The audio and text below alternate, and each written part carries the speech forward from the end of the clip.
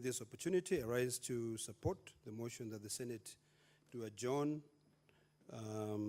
Mr. Speaker, sir, when I came into this House, I believed that black is black and white is white. But today, Mr. Speaker, sir,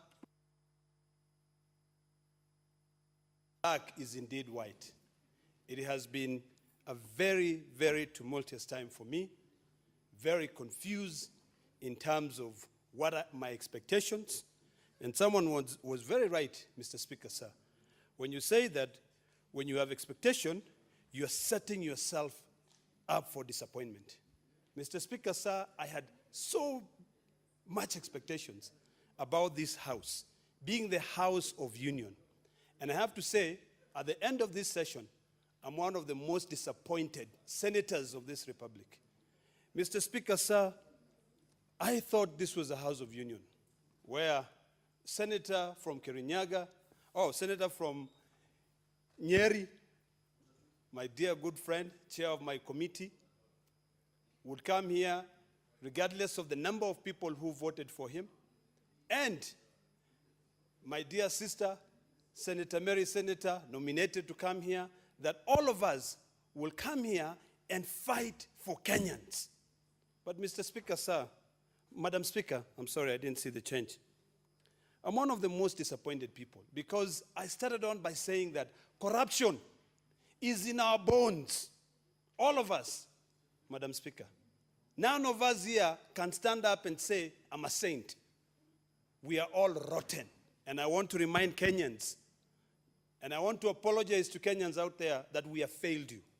We have failed you because, Madam Speaker, when we had an opportunity to make sure that the children of Ruaraka get what is rightfully theirs, corruption penetrated deeply, and at the end of the day, we failed, Madam Speaker. So lie, Madam Speaker. People died. This House came up with serious recommendations, but none of them have been implemented. In fact, some other people are bragging out there that say, look at you. You fought so hard for those poor, yet you are toothless. Madam Speaker, that is wrong and that has got to change. It is wrong, Madam Speaker. We talk about the monitoring and evaluation kitty. Madam Speaker, if this House really want to make sure that they control, they can be able to do their work of oversight. Madam Speaker, I have a bill that I've introduced which is in the second reading, which is the County Oversight and Accountability Bill 2018. I would like, Madam Speaker, I'll request for 5 minutes, please, being the adjournment motion.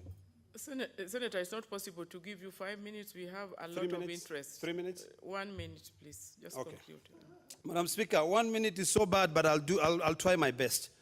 I wanted to point out to one very important thing, Madam Speaker, in this constitution, this book that we have here, which is our Bible. Madam Speaker, I think the members of the National Assembly misunderstand the Constitution. And I think it's about time that each one of them, all the 67 members here, buy a beautiful copy of the Constitution and gift it to these members. Parliament, Madam Speaker, is not the National Assembly. Parliament is the Senate and the National Assembly. And that is the first thing that they ought to know. Madam Speaker, the Constitution is very clear. And I want to go to the powers that is given to Parliament. I've heard so many people saying, what is the Senate business calling CSs here to come? Madam Speaker, the Constitution, Article 125, which is the powers to call for evidence, say either House of Parliament and any of its committee has the powers to summon any person to appear before it for purpose of giving evidence on providing information. That power is not given to the National Assembly or the Senate alone. It is given to either house, Madam Speaker. And what the CSs out there ought to know, like today we are disappointed, Madam Speaker. We invited the CS for petroleum to come. Yesterday, he kept us waiting. He never showed up. It is embarrassing. And then he calls us, he tells us, I am in Nyao Stadium. I am in Ole Sereni. And then later on, I am in Kisumu. They need to understand that the Constitution is very clear that says, for the purpose of Clause A, a House of Parliament and any of its committee has the same powers as a High Court. Madam Speaker, because of time, I want to end by saying this. I want to appeal to the national government and all members of the Senate who are here to remember that our water catchment areas are vital for our existence, Madam Speaker. The Mao forest is being depleted, and I want to tell people, especially my dear good friend, who God has blessed so much and is a big tycoon, that I want you to join me, my dear friend, and let us save the Mao forest. Let us fence it. We do not inherit this planet or this earth from our ancestors. We are borrowing it from our children. And like Martin Luther King once said, Madam Speaker, our lives begin to end the day we become silent about things that matters. What matters, Madam Speaker, is our environment. What matters, Madam Speaker, is for us to do what we sought out to do, to defend the poor people who are out there who are languishing in poverty. The gap between the rich and the poor, Madam Speaker, is so wide. With all this corruption, you know, we are talking about the mess. It is, in fact, a mess. No wonder the acronym is MES, the Medical Equipment Services. County governors do not even understand how they are being paid, how the equipments are being paid. So, Madam Speaker, I would like to urge the committee, and from the ruling given by the Speaker this afternoon, that each one of us, it behooves us, each one of us as members of the Senate, to be able to go out there and perform what this Constitution mandates us in Article 96, to protect the interests of our counties and their government. We should not have hospitals, particularly like in my county of Narok. The list that CS, Sisi Karaoke, presented here showed that over 60 equipments have been supplied to my county of Narok and they are not working. There is no electricity. This is ludicrous. It is a shame that, and I want the president to know that this country, this is a high time that Kenyans will judge the legacy. I am so happy to hear that the president has said that PSC bill, which actually, the hidden meaning of that PSC bill, Madam Speaker, if you had read the bill, it was to kill this Senate.